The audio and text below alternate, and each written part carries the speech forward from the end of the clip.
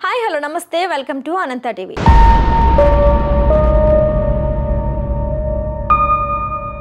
Visakha steel plant ప్రైవేటీకరణ ఆపాలని కార్మిక సంఘాలు నిరసనకు దిగాయి। జీవీఎంసీ గాంధీ విగ్రహం నుంచి ఆర్టీసీ కాంప్లెక్స్ వరకు నిరసన ర్యాలీ నిర్వహించారు।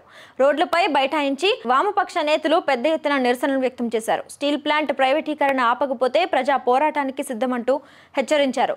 నిరసన తెలుపుతున్న కార్మిక సంఘాలు నేతలను పోలీసులు అడ్డుకున్నారు। స్టీల్ ప్లాంట్ ప్రైవేటీకరణ ఆపుతామని చెప్పి చంద్రబాబు మోడీ అధికారంలోకి వచ్చారు।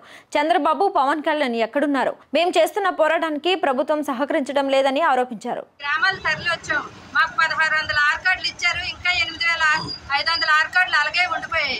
వాటికి ఉపాధి లేదు। మళ్ళీ గవర్నమెంట్ ప్రభుత్వ రంగంలోదేమో ప్రైవేటీకరణ చేసేస్తారంటే ఎవరు ఊరుకుంటారండి? మా ప్రాణాలైనా ఇస్తాం కానీ మా స్టీల్ ప్లాంట్ బతకాలి। ఎందుకంటే మాకు కాకపోయినా మా పిల్లలకైనా, మా పిల్లల భవిష్యత్తు అయినా బాగుండాలని మేము ఇంతగా పోరాటం చేస్తున్నప్పటికీ కూడా ఏ గవర్నమెంట్ కూడా పట్టించుకోకుండా ఏదో మేము గెలిపించేస్తున్నప్పుడు మాత్రం వచ్చేస్తారు, మేము ప్రభుత్వ రంగంలోనే ఉంచుతామంటారు। దాన్ని ఏది పట్టించుకోలేదు। ఈ ప్రభుత్వం అయినా సరే మా ఈ స్టీల్ ప్లాంట్ ని ప్రభుత్వ రంగంలో కొనసాగిస్తారనేసి కోరుకుంటున్నాం।